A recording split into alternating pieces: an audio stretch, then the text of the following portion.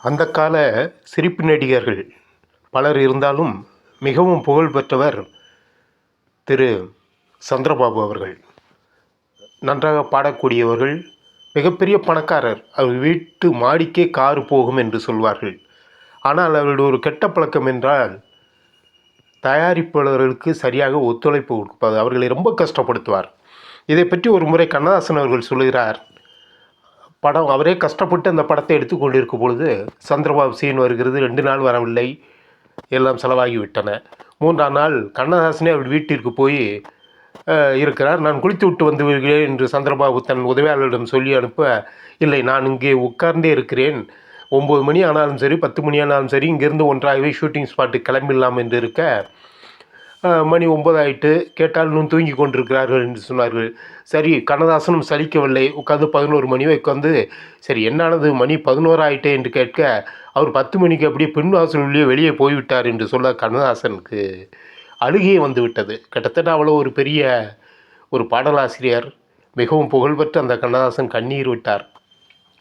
அப்படியே நேராக என்ன செய்வது என்று புரியாமல் அங்கே ஒரு ஷூட்டிங்க்கு, அங்கே ஒரு பாடல் எழுதுவதற்காக வந்த இடத்திலே டிஎஸ் பாலையா அவர்களையும் விம்மராதா அவர்களையும் பார்க்கிறார்கள். அவர்கள் என்ன ரொம்ப வாடி போயிருக்கிறேன் என்று கேட்க, இவர்கள் சம்பவத்தை சொல்ல அவர்கள் 2 பேருக்கும் கோபம் வந்துவிட்டு உடனே ஒரு காரில் சென்று எங்கேயோ இருந்த சந்திரபாபுவை பிடித்து அடித்து கொண்டு வந்து அந்த ஷூட்டிங்கை முடித்தார் என்று சொல்வார்கள்.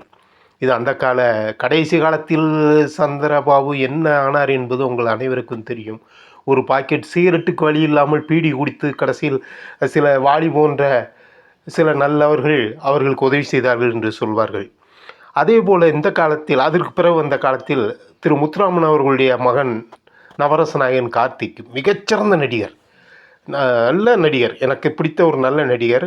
அவரும் இப்படித்தான் சரியாக ஷூட்டிங்கு வராமல் இழுத்தடித்து தயாரிப்பாளர்களை கடுப்பேற்றுவது. ஒரு முறை அப்படித்தான் ஒரு டைரக்டர் சொல்லியிருந்தார்.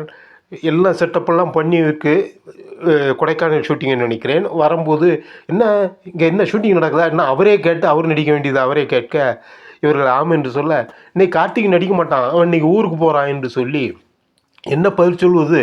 மிக முன்னணி நடிகர், இப்படியெல்லாம் கஷ்டப்படுத்துவார். இதையும் அந்த தயாரிப்பாளர் சொல்லியிருந்தார். ரொம்ப வேதனையாக இருந்தது.